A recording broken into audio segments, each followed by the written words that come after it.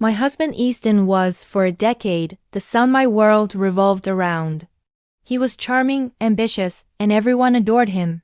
Our life in our cozy suburban home, with our two beautiful children, felt like a fairy tale. I was Mira, the devoted wife, the supportive partner, the woman who believed every word he said. "We're a team, Myra," he'd always say, "you and me against the world." I held on to those words like a sacred promise. I managed the household, raised our kids, and cheered him on as his career in finance soared. He worked long hours, took frequent business trips, and I never once questioned his dedication. Why would I?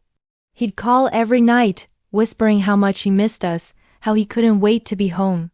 I was proud to be the foundation that allowed him to build his empire. Our friends saw us as the perfect couple.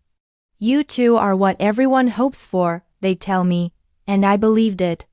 Easton was my rock, my best friend. The thought of infidelity was so far from my reality it felt like something that only happened in movies. Trust wasn't just a part of our marriage, it was the entire framework. He'd come home exhausted, and I'd have his favorite meal ready. He'd talk about office politics, and I'd listen, offering my unwavering support. I packed his bags for his trips, ironed his shirts, and left little notes in his suitcase to remind him he was loved. I was living the dream I had always wanted, or so I thought. The little signs, the ones that are so obvious in hindsight, were completely invisible to me then. The late nights at the office, the phone calls he'd take in another room, the sudden need for privacy on his laptop, I explained it all away. He was stressed, he was busy, he was building a future for us. My trust was a fortress, impenetrable and absolute. The first crack in that fortress appeared on a Tuesday. It was our anniversary, and Easton was supposedly on a business trip to Chicago. He had sent a massive bouquet of roses that morning with a card that read, "To my one and only. Counting the seconds until I'm home. Love, Easton." I spent the day feeling like the luckiest woman alive. That evening, while scrolling through a friend's social media, I saw a picture from a local charity gala held the previous night, and there he was. My husband, who was supposed to be 3 states away, was in the background of a photo, his arm wrapped tightly around a woman I didn't recognize. They were laughing, their heads close together. My heart stopped. It had to be a mistake, a trick of the light. An old photo. I frantically checked the date of the post. It was from just a few hours ago. The gala was last night, right here in our city. My hands trembled as I called his phone. It went straight to voicemail. "Hey love," his cheerful recording said, "leave a message." I hung up, my mind racing. I called the hotel in Chicago where he was supposed to be staying. The receptionist was polite but firm. "I'm sorry, ma'am. We have no guests registered under the name Easton." The world started to tilt on its axis. Denial was a powerful force, and I clung to it. There had to be a logical explanation. Maybe he changed hotels. Maybe the photo was a mistake. But deep down, a cold, sickening dread began to spread through my veins. The man who was my everything, the man I trusted with every fiber of my being, had lied. The foundation of my life wasn't just cracked, it was crumbling into dust. For the next 2 days, I lived in a fog of anxiety. I tried to act normal for the kids, but every time the phone rang, my heart leaped into my throat. When Easton finally came home, he walked in with a huge smile, a souvenir for me, and stories about his successful meetings. He hugged me, and I felt nothing but ice.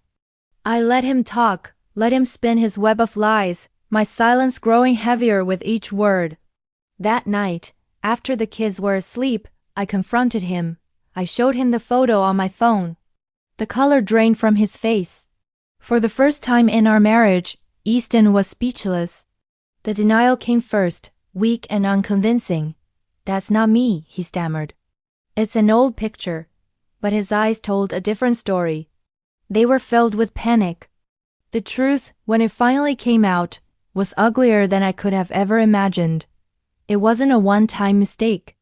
The woman in the photo was his colleague, and their affair had been going on for over 2 years. 2 years of stolen weekends, fake business trips, and a secret life I had unknowingly funded with my trust and support. Every late night at the office, every urgent business call, it was all her. The expensive gifts I thought were for clients, the unexplained credit card charges I had brushed off, it all clicked into place, forming a mosaic of betrayal. He had woven such an intricate tapestry of deception that I couldn't tell where the lies ended and the truth began. My entire marriage felt like a sham. The man I loved didn't exist. He was the character Easton played, and he had given a flawless performance for years. He cried. He begged. He swore it was a mistake, and that he loved me, only me. He said he would end it, that he would do anything to fix us. But how could I believe him? Every word that came out of his mouth now sounded like another lie. The trust was gone, completely shattered. Looking at him, I didn't see my husband. I saw a stranger who had lived in my house and slept in my bed. The pain was indescribable. It was a physical ache in my chest, a hollowness that echoed with every beat of my heart. I had given him my whole world, and he had set it on fire without a second thought. I felt foolish, naive, and so incredibly angry. Angry at him for his betrayal, and angry at myself for being so blind. Making the decision to leave was the hardest thing I've ever had to do. The life I had built, the future I had dreamed of, was gone. But staying felt impossible. Staying would mean accepting a life built on lies, and I couldn't do that to myself or my children. I deserved more. They deserved more. So, I packed our bags.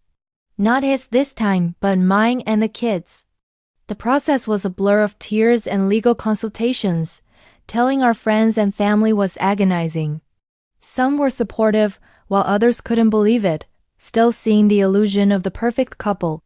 Easton continued to call, to text, to promise me the world, but his words were empty now. They were just noise. The journey to healing has been long and difficult. There were days I could barely get out of bed, overwhelmed by grief and a sense of failure. But slowly, with the help of therapy, the unwavering support of my true friends, and the unconditional love of my children, I started to piece my life back together. I found a strength in myself I never knew I had. I wasn't just Easton's wife anymore. I was Mira, a woman who had survived the ultimate betrayal and was learning to stand on her own 2 feet. I learned to trust my own judgment again, to listen to that little voice inside me. The scars are still there, a reminder of the pain, but they are also a testament to my resilience. My story isn't about the end of a fairy tale.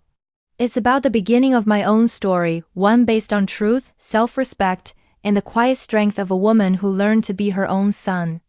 If you are going through something similar, please know that you are not alone and it is not your fault.